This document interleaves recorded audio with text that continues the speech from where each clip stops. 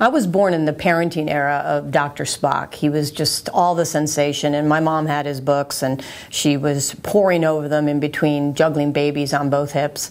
And I'm not really sure if the effect of that was good, bad, or indifferent, but it was very clear to me and all of my siblings that my parents had very strong opinions about things.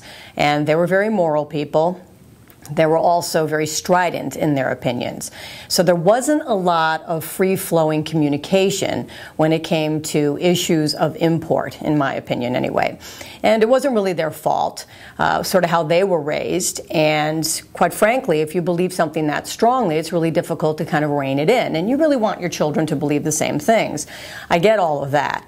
The problem is I don't think I ever approached my parents, at least in my teenage years, to talk to them about anything really important or disturbing to me, because I really knew where they stood on certain things like premarital sex and drinking and this type of thing.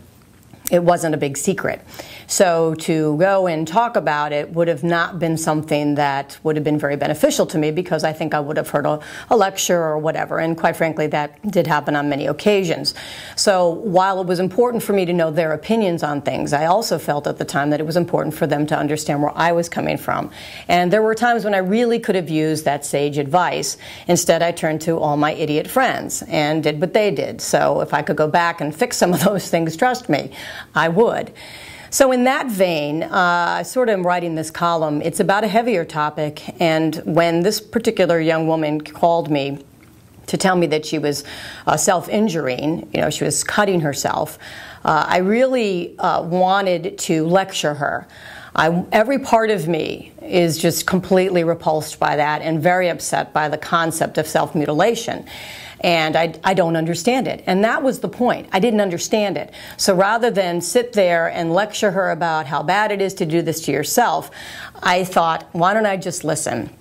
And it's something that I've really learned from my son, because it's sort of the cornerstone of my parenting style, and I learned it when we were going through our divorce, and my son was very little, and I was very concerned about the fallout emotionally and mentally on him. And my therapist at the time said to me, the best tool you can give him is the ability to talk to you and express himself, because that becomes the root of a lot of problems later on in life. And I've sort of seen that to be true.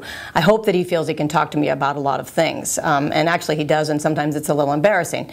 But that aside, when this young woman called me, and I've known her entire life, and she told me this, I had to listen. And in listening, I learned. And I learned about why she specifically did this. And it had a lot to do with her pain and her internal problems. People do it for all different reasons, from what I understand. I've read a lot about this, and I'm no expert.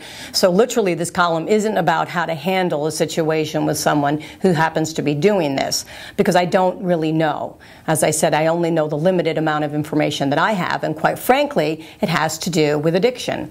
And so it's like dealing with a gambler, an alcoholic, a shopaholic, a person that's addicted to pornography. They have to want to stop in order to get help.